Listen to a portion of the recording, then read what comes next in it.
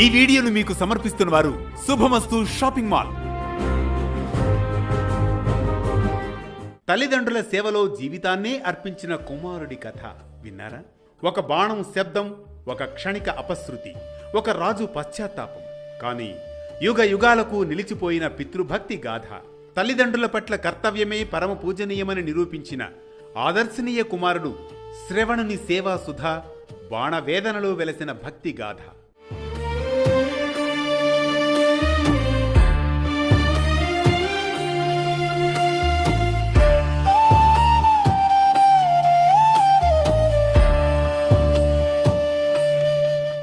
అనగనగా అది త్రేతాయుగంలోని రామాయణ ప్రారంభకాలం.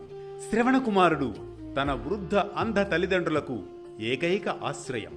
వారి కళ్ళే అతని కళ్ళు, వారి అడుగులే అతని దారి. ఒకరోజు తల్లిదండ్రులు తన కుమారుడితో ఇలా పలుకుతారు: నాయన, జీవితంలో ఒక్క కోరిక మిగిలిపోయే ఉంది. పవిత్ర తీర్థయాత్రలు చేయాలని, ఈ జీవితానికి సార్థకత పొందాలనే భావన మమ్ములను చింతాక్రాంతులను చేస్తోంది. అది ఎలా తీరుతుందో అర్థం కావడం లేదు. ఈ మాటలు విన్న కుమారుడు శ్రవణుడు, అమ్మా, నాన్న, మీ కోరికే నా జీవితం. మీరు కోరుకున్న వాటిని తీర్చడమే కుమారుడిగా నా బాధ్యత. నన్ను ఆజ్ఞాపించండి, బాధపడకండి. పుణ్యక్షేత్రాలు, తీర్థయాత్రలకు మిమ్మలను నేను స్వయంగా తీసుకువెళతాను. మీరేమీ చింతించకండి. అలా శ్రవణుడు ఒక కావడిలో 2 మూటలు కడతాడు. అందులో తల్లిదండ్రుల్ని కూర్చోబెట్టి భుజాలపై మోసుకుంటూ అడవులు, నదులు దాటి యాత్ర ప్రారంభిస్తాడు శ్రవణకుమారుడు. ఆ కావడిలో 2 వైపులా కూర్చున్నవారు అతని అంధులైన తల్లిదండ్రులు. వారి కళ్లకు చూపు లేకపోయినా హృదయానికి మాత్రం కుమారుడి ప్రేమ వెలుగై దారి చూపుతూ ఉంది. ఎండా, వాన, ఆకలి ఏది అతన్ని వెనక్కు తిప్పలేదు. శ్రవణకుమారుడు నెమ్మదిగా అడుగులు వేస్తూ, అమ్మా, నాన్న, ముందున్నది పవిత్రమైన నది. గాలిలో తులసి పరిమళం. అతని చుట్టూ ఉన్న ప్రకృతిని వారికి వర్ణించేవాడు. తల్లిదండ్రులు ఆనంద బాష్పాలతో, కుమారా, నీ భుజాలే మా పాదాలు, నీ చూపులే మా చూపులు అని అనేవారు. కొన్నిసార్లు మార్గం కఠినమవుతోంది. ముల్లులు గుచ్చినా, కాళ్ళు నొప్పితో కంపించినా శ్రవణుడు తన భారాన్ని భారంగా భావించలేదు. అతనికది భారం కాదు, భగవంతుని సేవే. ప్రతి తీర్థంలో వారికి స్నానం, పూజలు, మంత్రోచ్చారణలు వినిపిస్తూ వారి మనస్సును పరమానందంలో ముంచెత్తేవాడు శ్రవణకుమారుడు. అలా ఆ శ్రవణకుమారుడు తన జీవితం మొత్తాన్ని తల్లిదండ్రుల పాదసేవకు అంకితం చేసి పితృభక్తికి శాశ్వత ప్రతిరూపంగా నిలిచిపోయాడు. అలా సాగుతున్న వారి తీర్థయాత్రలో భాగంగా ఓ రోజు సాయంత్రం దట్టమైన అడవిలో సేద తీరుతారు. విశ్రాంతి తీసుకుంటూ ఉంటారు.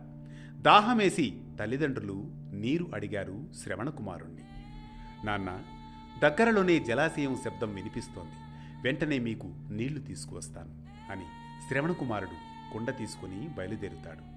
అదే సమయంలో ఆ ప్రదేశంలో దశరథ మహారాజు తన యవ్వనంలో ఉత్సాహంగా వేటాడుతూ ఉంటాడు. శబ్దవేది బాణంతో, అంటే శబ్దాన్ని ఆధారంగా తీసుకునే లక్ష్యాన్ని ఛేదించే బాణం అనే అర్థం. పూర్వకాలంలో కొంతమంది రాజులు, యోధులు ఒక ప్రత్యేకమైన విద్యను అభ్యసించేవారు. దానిని శబ్దవేది విద్య అంటారు. ఈ విద్య వల్ల లక్ష్యం కనిపించకపోయినా కేవలం శబ్దం విని ఆ శబ్దం ఎక్కడి నుంచి వస్తోందో అంచనా వేసి అక్కడికి బాణం సంధించగలరు. ఇది అత్యంత కఠినమైన, ప్రమాదకరమైన యుద్ధ నైపుణ్యం. అలా దూరంగా పచ్చని చెట్ల సమీపంలో నీళ్లు తాగే శబ్దాన్ని బట్టి జంతువని భావించి సూటిగా బాణం విడుస్తాడు దశరథ మహారాజు. కానీ అది జంతువు కాదు, తల్లిదండ్రులకు నీళ్లు తీసుకువెళుతున్న శ్రవణకుమారుడు. అలా అపశృతి జరిగిపోతుంది.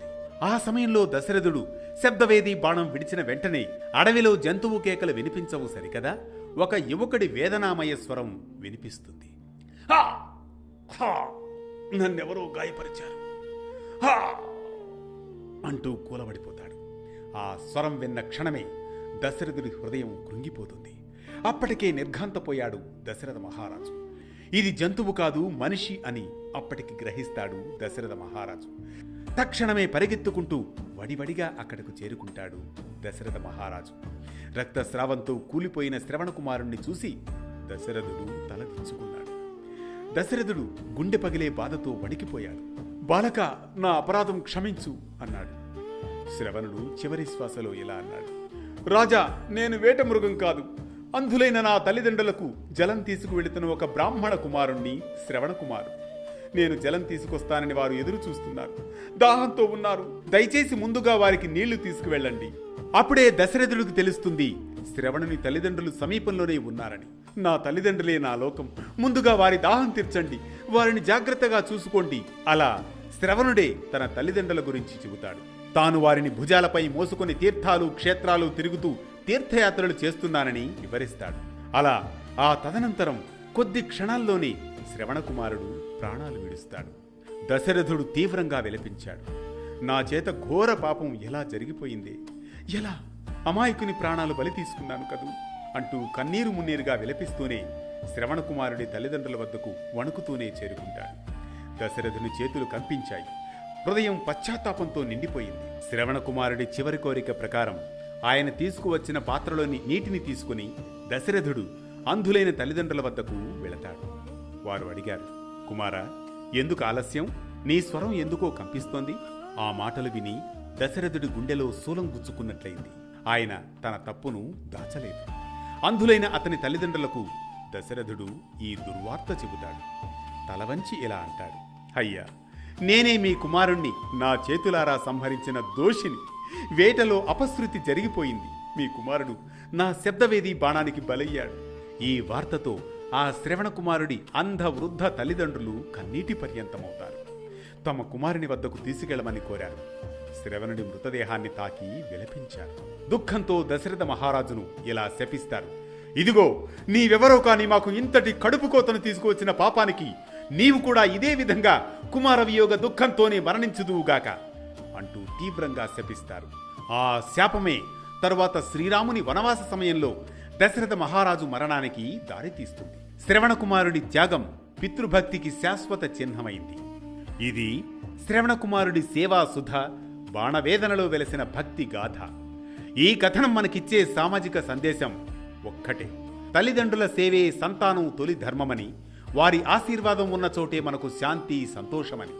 నేటి వేగవంతమైన జీవితంలో మనం చాలా సాధించాలనుకుంటాం, కానీ మనకు జీవితం ఇచ్చిన వారిని మరిచిపోతాం.